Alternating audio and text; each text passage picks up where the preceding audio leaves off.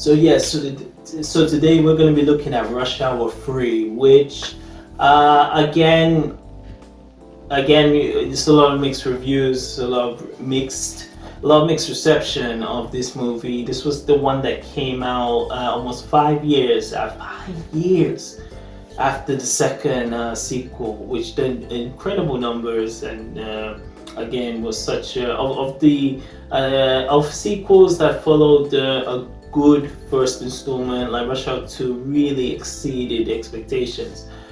We got on to Rush Hour 3, oh boy, that came out in 2007. As I even mentioned on my Rush Hour 2 review, this was the year of where there was many sequels in 2007. You had the Pirates of the Caribbean third installment, At World's End. You had the Bourne Ultimatum. You had Spider-Man 3. You had Rush Hour 3. You also had the Simpsons movie this year. So this was a year, this summer, I'll never forget, because I remember going to the cinema multiple times to watch this film. Rush Hour 3, just, you could say, kind of got lost in the shuffle. And this is really not a bad film. Even rewatching it back, I'm gonna give my final thoughts to the end.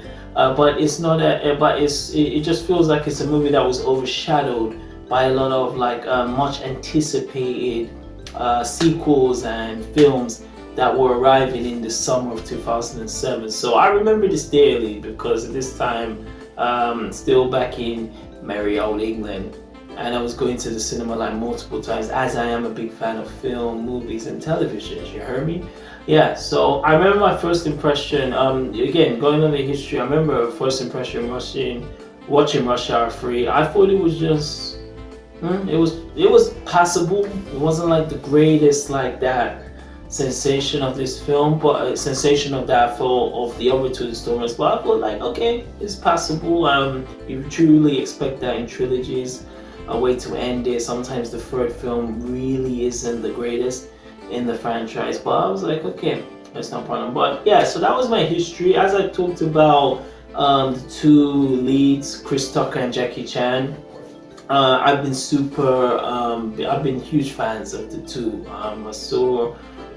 Just as I said before, I've been huge fans of Chris Tucker from his excellent performances in Friday and in Fifth Element, Money Talks, Jackie Brown, Dead Presidents. Even for the short roles in there, you could see the comedic character and that comedic charisma that Chris Tucker exudes. And Jackie Chan was just killing it in Rumble in the Bronx, Police Story, and then you go into even from the successes of Rush Hour, they put him in movies like The Tuxedo, The Medallion, Shanghai Noon.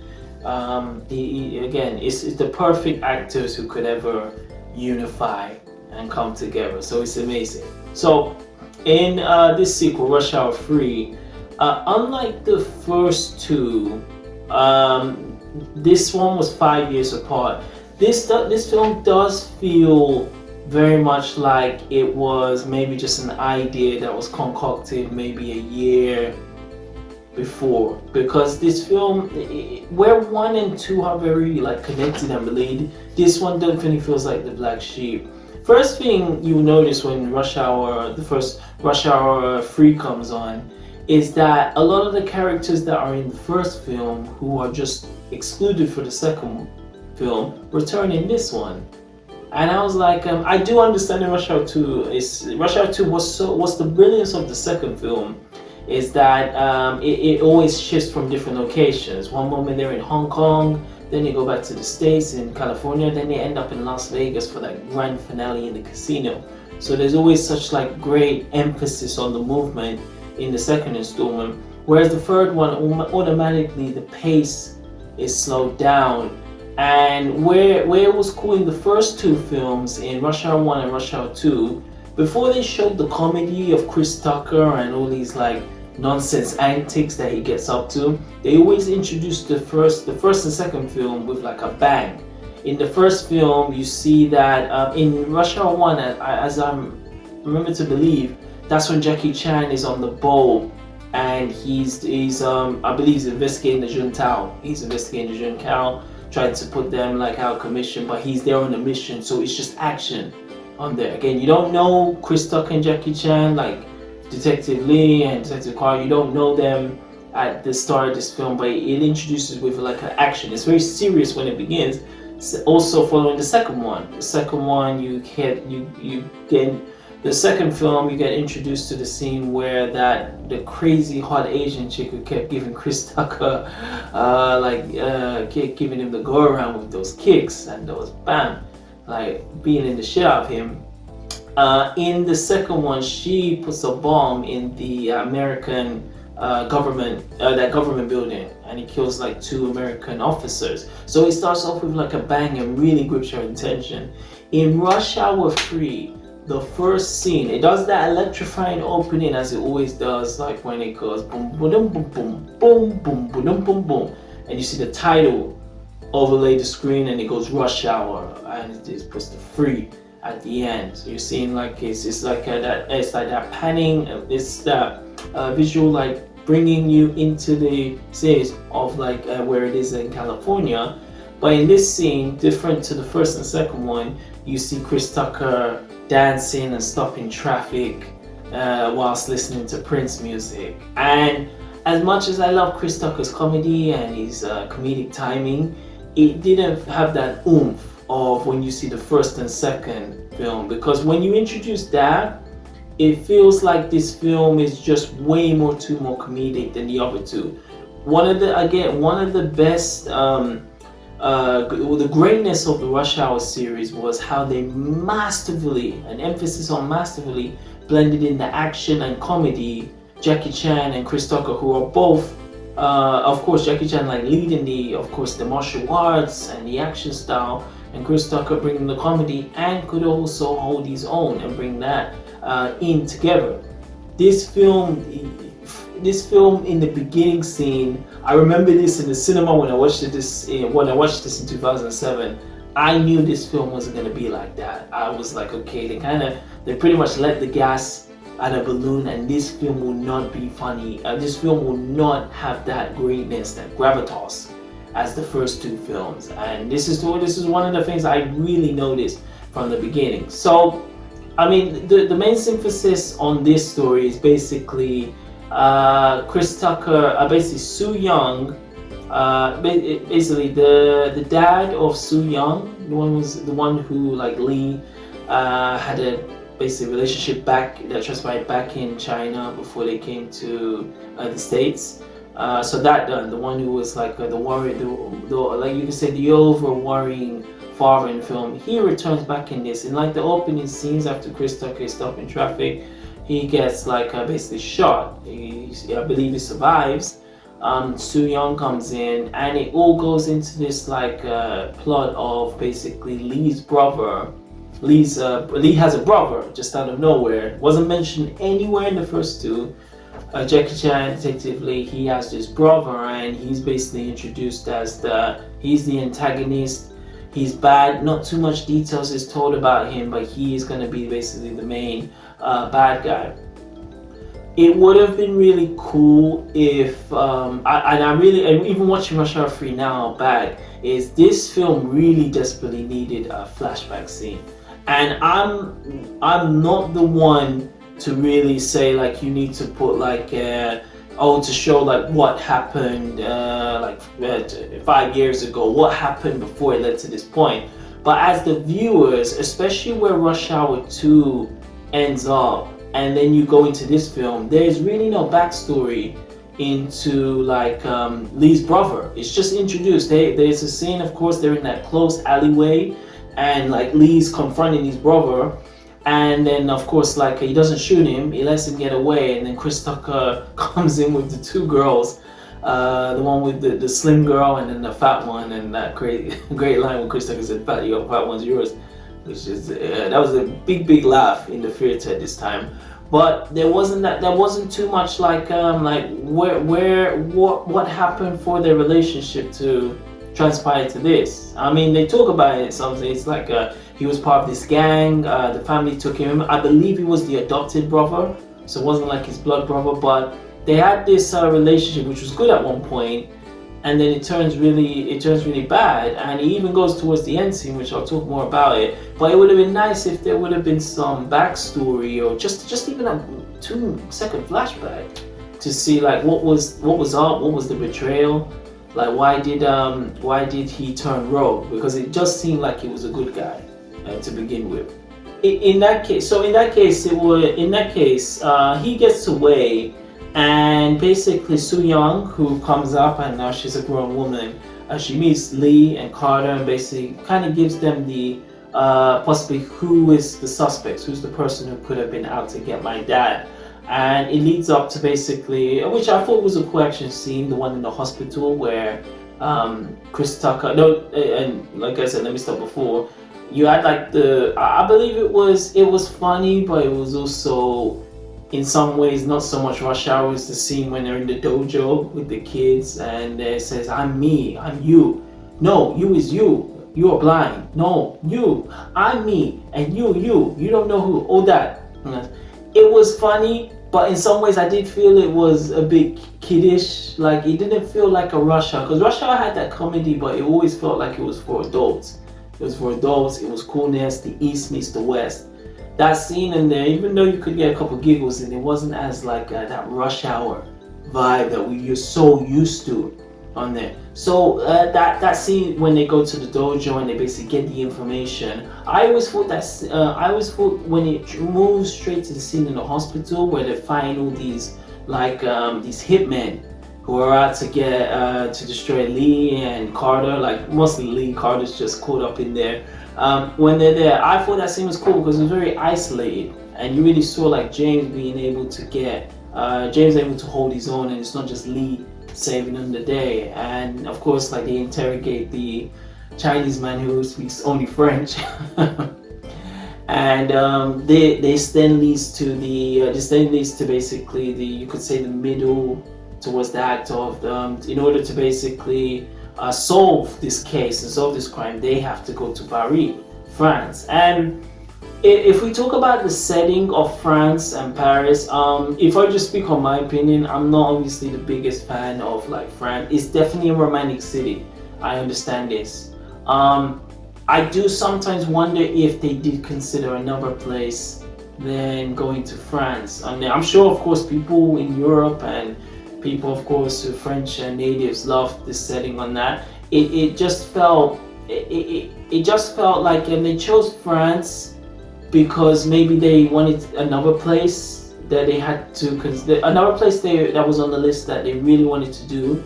Maybe they couldn't do it and they chose France. Maybe I'm wrong. I don't know, but it just felt like, as I keep saying, the best thing with the Rush Hour 2, and I'm going to say this a lot, was the enormity of it. It felt so grand. Like, for someone who's never been to Hong Kong, I want to go Hong Kong because of Rush Hour 2. I never felt that in Rush Hour 3. Every time when you look at this and you even look at the scenery and the setting of France, it feels like just very tame. And I know this because I've been there 3 times. So I just didn't have that like super like I need to go there feeling that I felt in Rush Hour 2 opposed to Rush Hour 3 seeing them in France. So they're basically when they get to France and they're again the chemistry is still there. It does feel, of course, and this is what worries me, if we they've already released Bad Boys 4. There's a Beverly Hills Cop 4, for crying out loud, and possibly there's talks to be a Rush Hour 4.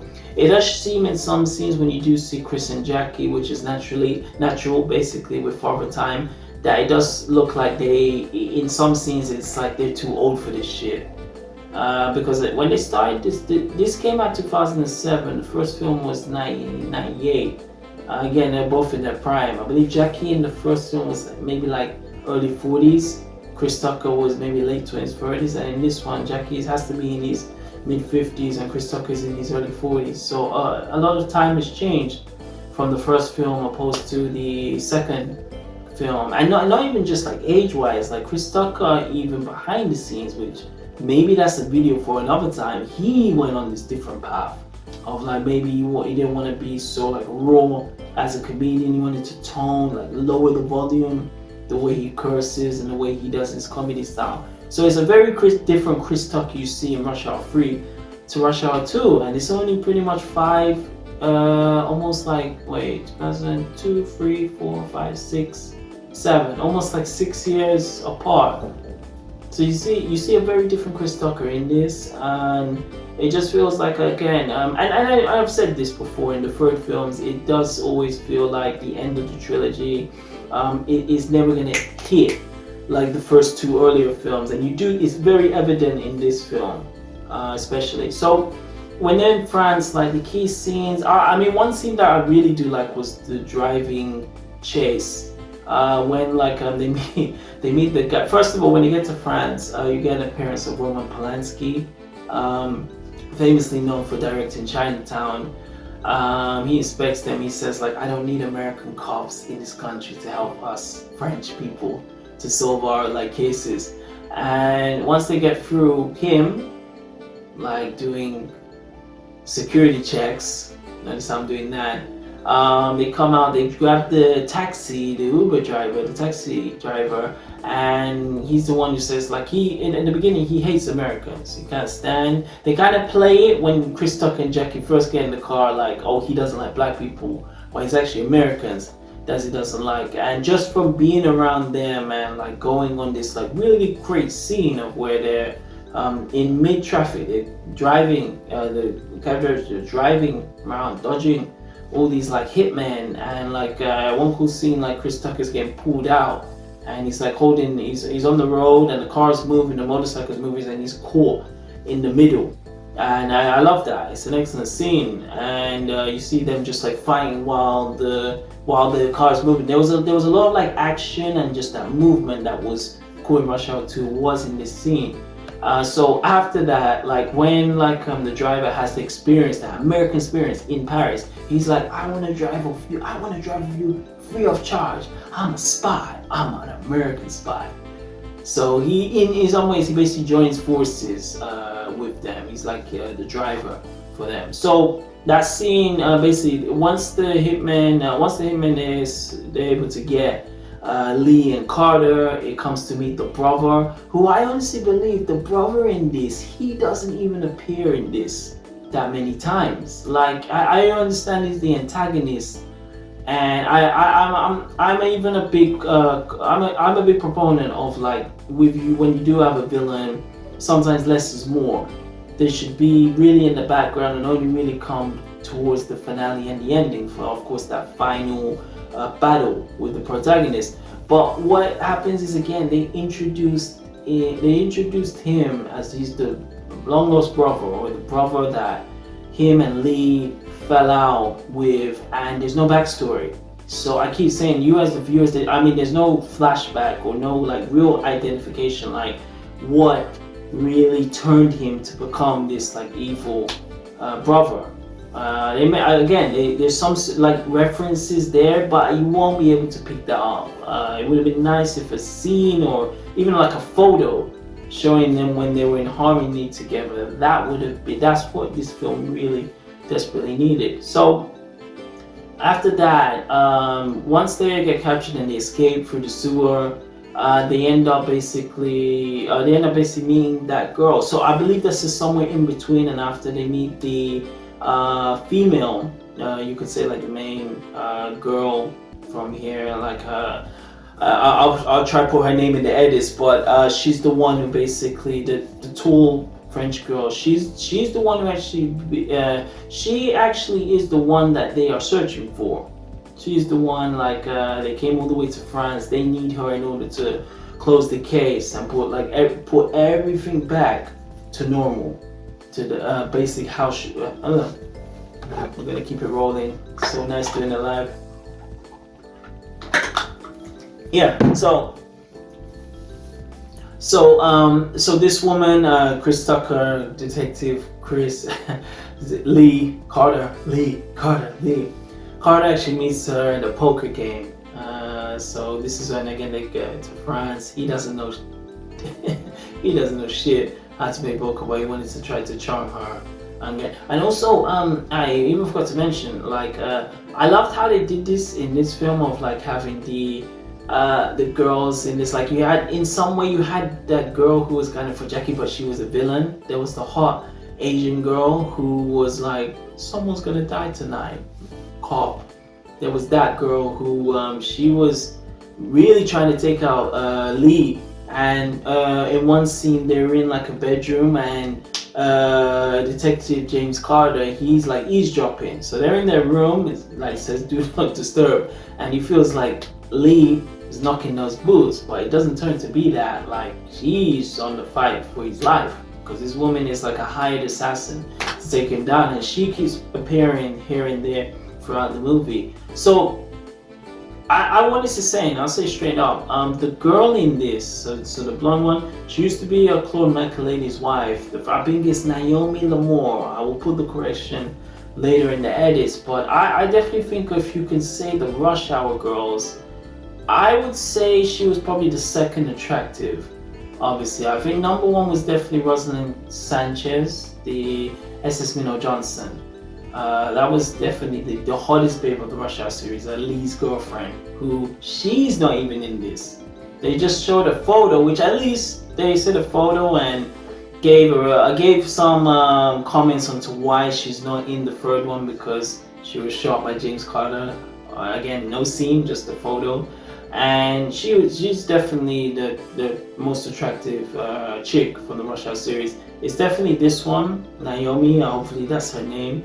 It's the second one, and I've been the first one, God Rest Her Soul, is Elizabeth Pena, who this was the girl who was working alongside James Carter in the police force, the one who was the bomb expert. So that's my Rush Hour girls. I did one for the Fridays. That's my Rush Hour girls. Again, let me know if you want me to do like a breakdown of the best Rush Hour women from the Rush Hour series. But before you gotta do that, you gotta like, comment, share, and subscribe to this video. Okay, we're on the way to 10K. We're moving on now. We moving on now. Yeah. So, all right. So where was I? So, so this girl as all right, possibly the most funniest scene from this film. I would say this is the one that's the best takeaway. So the night before, like Chris Tucker was about to get his freak on with this chick, but that woman, that pest of a woman, the hot Asian girl, she came and she tried to shoot her as the assassin would. Lee intervenes, he's able to take her out, she gets shot, and basically the next morning they go to, I believe it's some council building where that the British guy, who basically turns out to be you could say the main villain, one of the main villains, is always the British guy. It happened in Passenger 57, and even in the first Rush Hour film. I believe the British actor passed away, Tom Wilkinson. He was the one basically pulling the strings. So the scene I'm talking about is when they're in this basic council office, and they basically, again, it turns that this guy is the one really in control of all this and basically in cahoots with the brother. The woman, the tall French woman, she gets basically the charge, and she has the guns, and at the same time she takes her wig off. And the reaction of James Carter, like when he finds out that, like, oh, that's not real hair, he was like, she's a woman. I went second base with a man. That's Brokeback Carter. Like, that reaction. And what I love so much about this is a lot of the scenes in this film, it could not get away today. This is how much it's changed from 2007 to 2024. That scene, and the second scene is when I remember the name is Vance Bouvelet. So the hot French woman, when James Carter basically comes into where she works as like you could say a burlesque type of performer. She has a place where she's a dance like actress. James, he comes in and he sees the girls. He sees all the girls who are performing in the show, and he sees like the French girls. He sees the Arabic girls. He sees the Latina girls. Don't mess with me, papi. Yes. He meets the black. He meets all these different races of these beautiful like model women, And basically he with his sweet talk, he actually gets them to say like, I'm one of the scouts, I'm looking for the great for whatever her name was. So he basically gets these girls to basically line up, and he's there checking them. He's like, all of you have amazing potential. I'm speaking like Reza Ramon. Hey yo. So he goes down, and it's like they basically get semi-naked. The camera camera never zooms in, but you can basically see what's going on. So he's going down like the aisle, like this is an aisle for like cornflakes, but with all these beautiful women from all these different ethnicities. And even something as tame as that, I could just see these groups saying, oh no, they shouldn't have the power, women are not a piece of meat, no, how can you do that? All that, I could imagine that. And I think it's a scene that just gets to him because it's very quick. But again, it's so nice when you can see these films that were not taken hostage by all this society bullshit that we folks have to deal with. They just let it be, honestly. So great. So I have to mention that. Right. So basically, soon after that scene, as I remember it, because this film is about like 1 hour 20 minutes, and it has a long ass credits, which I stayed to the end of it. But it really jumps to the pretty much final scene, which is on the Eiffel Tower, where the brother is basically at the top waiting for Lee, like a final confrontation. And like whilst so basically when Lee is fighting his brother there, James Carter is pretty much relegated to the like taking out the henchmen. There's like 4 or 5 or even more henchmen down the Eiffel Tower. Soo Young, who is now grown up into a lovely young lady, she's there basically tied on a rope, suspended from one of the like arches in the Eiffel Tower. And basically they're fighting, and like James is trying to rescue them, and like Lee and his brother are fighting, and in some way I believe the brother actually loses balance and is about to fall, and Lee actually grabs him. He's like, no, you're my brother, I'm not gonna let you go. And like he actually like volunteers. He says, no, let me go, I've done bad things, I want to die. So it does, it feels like his brother won at one. It never felt, and I noticed this even more, it never felt like Lee's brother in this was actually like a villain. I see this even more now, because he never really like mercifully killed someone. Like he was definitely menacing, but even the scene in the sewer, I was like, okay, this guy is only really bad because you lot have basically pointed like this is the villain, this is the antagonist. But I never got those vibes of he was a villain. Like when Ricky Tan wasn't like as like, he didn't have any crazy martial arts, or he wasn't skilled with a weapon, but his presence, you could see Ricky Tan in the second one. This wasn't someone you wanted to fuck up with. He just had that power, and he looked like he was just some manipulator on it. You knew that was the bad guy. You could just feel that. Didn't have to do much, and it was less is more. So I always felt Ricky Tan was the best villain in the Rush Hour series. But I never got that with Lee's brother in this one. So the fights are entertaining. It's pretty great, especially again if you're someone who's enamored with France and French culture. It would be a supreme delight to see a fight taking place in the Eiffel Tower, and it's great. They're successfully able to defeat, you could say, the antagonist. They rescue Soo Young. And like basically as basically they're about to like, okay, we saved because the damsel in distress, we can chill. There's more of these henchmen of Lee's brother who are trying to shoot them. So they basically have to use like the French flag, so this big like balloon, you could say, of the flag, and they use that to propel themselves all the way down to like the base ground of that part in Paris. And just as they make it, successfully survive, that English British the old guy, he comes there basically just to like, you could say, put him out of misery. But I'm no fair, the taxi driver, the one who got like that Americanized just from hearing that national anthem that James Carter was singing in between his ears. Oh, say can you sing? Yeah. he changes his mind and he's able to save. So he pretty much saves the day. Yeah, and you get the last scene of Roman Polanski. He basically, again, that tongue in cheek, basically kisses James and Lee, and that scene I loved when they were like, "We need to work together," and now Lee and James are like, You didn't do shit," and he's like, he said something, "My balls hurt." Yes, and they borrowed the scene that she used from the earlier, said, "We can work together. You go this way, I go this way." Bam! They punch basically Roman Polanski, and they just basically dance into, you could say, under the Eiffel Tower. They dance into the end, and that's pretty much Rush Hour 3 on there. So as always, I like to talk about the soundtrack. I'm gonna freestyle this because I don't really remember any notable songs. Again, if anyone's come out, I will put this in the editing, but I believe it's the same pretty much music from the first two. That same opening, which I've always loved, that whole Rush Hour frame, boom, boom, boom, boom, boom, boom, boom, boom.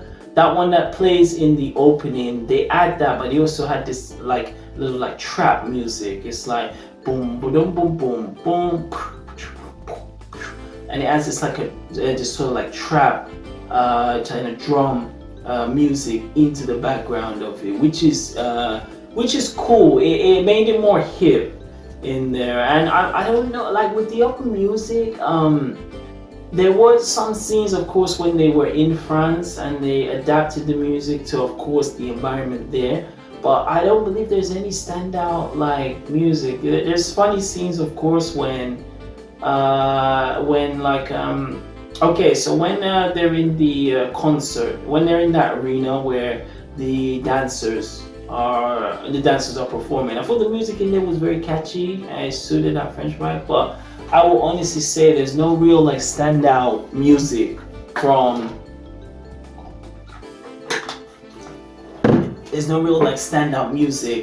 this film.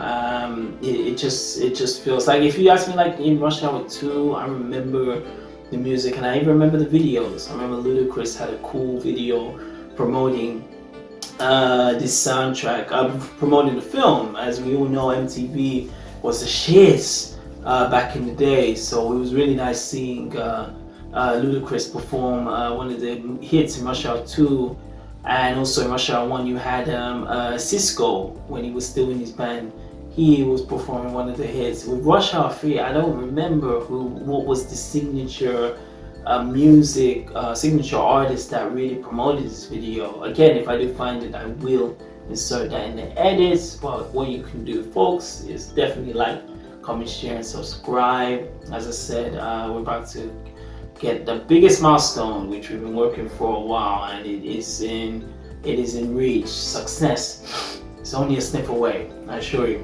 Yes. Right, and yes, so even to talking, so this for now is the final movie installment, Rush Hour 3. You did have a series that appeared, I believe it was, I'm not sure which network it was. It could have been on ABC or NBC, I'm not sure it was. I don't remember catching a full episode, but I do remember watching some trailers and clips. Again, if someone is a fan of the Rush Hour series, especially of Chris Tucker and Jackie Chan, avoid this series at all. I'm not going to say avoid this series at all costs, but it doesn't have any of the vibe, any of the energy, any of that electricity that was delivered in the at least the first two sequels, even the third one. And it's not a series that I don't think is any way connected to the original movies.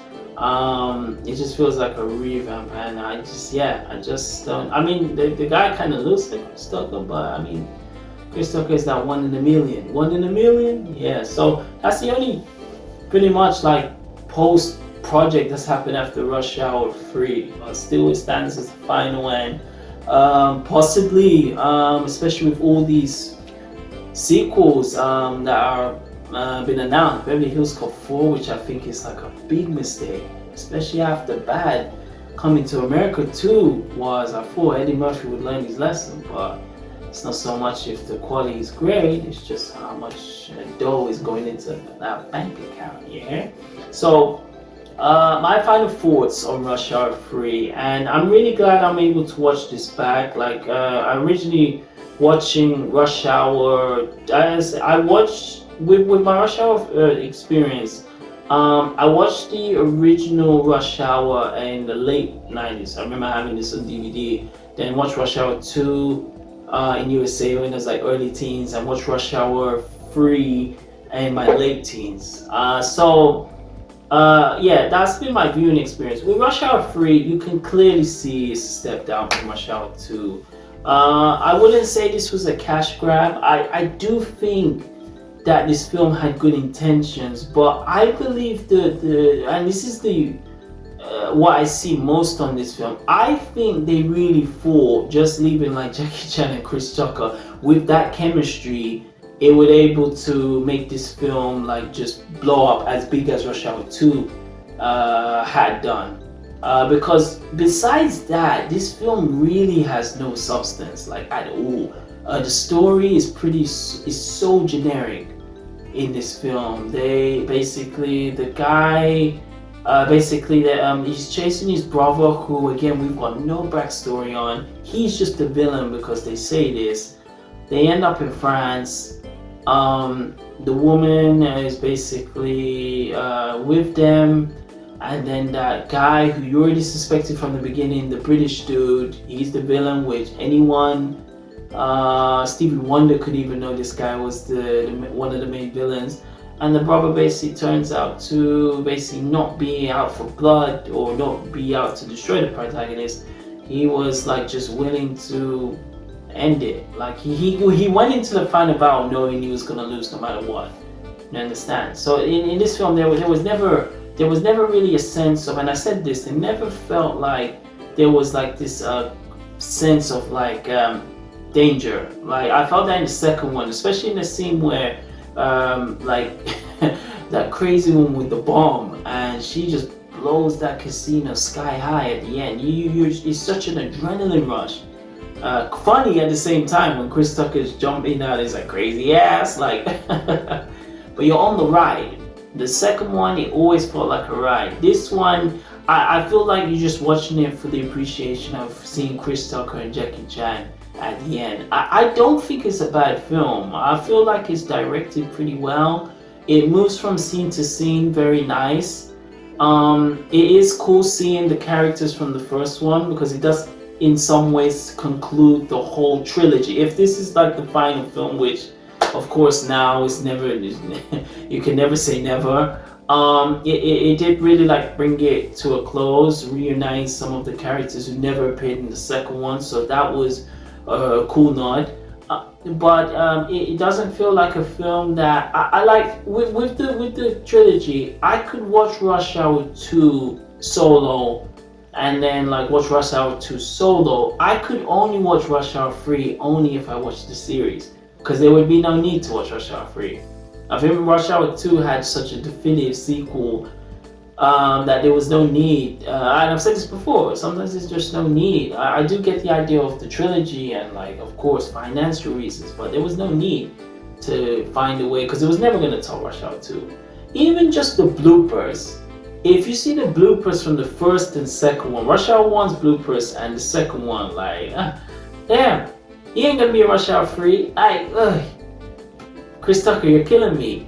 Compare that to Rush Hour 3 bloopers. The only blooper I remember is when Chris Tucker's like, I'm not your brother. We ain't brothers. After all the stuff we've been through.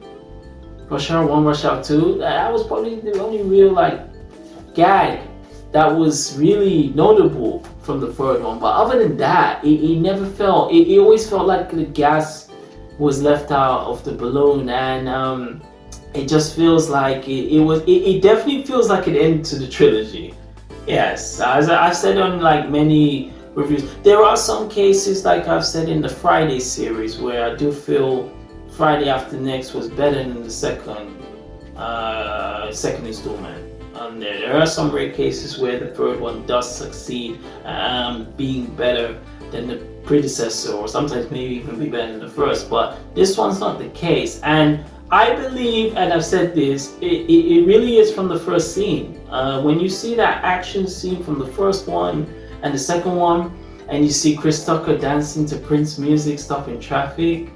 It just put it to a lower scale of this. It just put it to a lower scale of this film. So I mean, from the early scenes, you pretty much know what you're getting into. This is not going to be nowhere near as good as the first two, but you will still enjoy it just because of the tremendous chemistry of the two leads, Chris Tucker and Jackie Chan. Yeah, so folks, that is my review on Rush Hour 3. Who would I recommend this to? I would say, for again, anyone who's a fan of the Rush Hour series, you have to watch this film. In some ways you could say it's a great end to the trilogy. Watch this together. If you got time and you're gonna say I'm gonna watch 1, 2, and 3, or you're gonna watch it over the weekend, absolutely. But don't watch this film solo. It will not have the same effect. Believe me, it doesn't really tie well unless you watch it alone. I honestly would give Rush Hour 3 out of stars. I'd give it like maybe 2.5 out of 5. Alright, I'm gonna be generous because he's Jack and Chris Tucker. I'm gonna give this 2.75 out of 5. Like, I just come into 3 stars. Not a bad film. There's a lot of miserable shit that's out there still getting pumped out in 2024. This is not one of them, and it wasn't even one of the least bad films that came out in 2007. Me and my man G Kujima, we did a rundown of the Rush Hour series and the Bad Boys series. Definitely, I will link that link the podcast audio to this, and we go into greater detail. And you can also see his opinion as well, like what he thinks of the third installments of Rush Hour 3. But yeah, I would say anyone who's a fan of Chris Tucker and Jackie Chan, it's nice to see them again. And yeah, I mean, let's see what's gonna happen. I mean, I do believe Rush Hour 4 is under the works and it's gonna happen. And again, it's very hard with these franchises because and again, this is probably for another episode, that none of these franchises can ever really stay dying. I mean, I used to think it was just going to be this Fast and Furious where they would make over like dozens over it, but when you're seeing what they do with Bad Boys, and now they're bringing back Beverly Hills Cop, they're doing Rush Hour, Pirates of the Caribbean, these like forgotten franchises. They just want to like really bring these characters back and not even really change too much, just to earn a few, like a new buck, you could say. Like some don't want just some character who had some notoriety at one time. So I'm not a fan of this. Like, I hate when trilogies should just stay ended. Like Beverly Hills Cop 3, which is that is way worse than this. Like, that is a bad film. It's not in the same boat Rush Hour 3. But yeah, folks, that's my review on Rush Hour 3. As I said, I gave it 2.75 out of 5.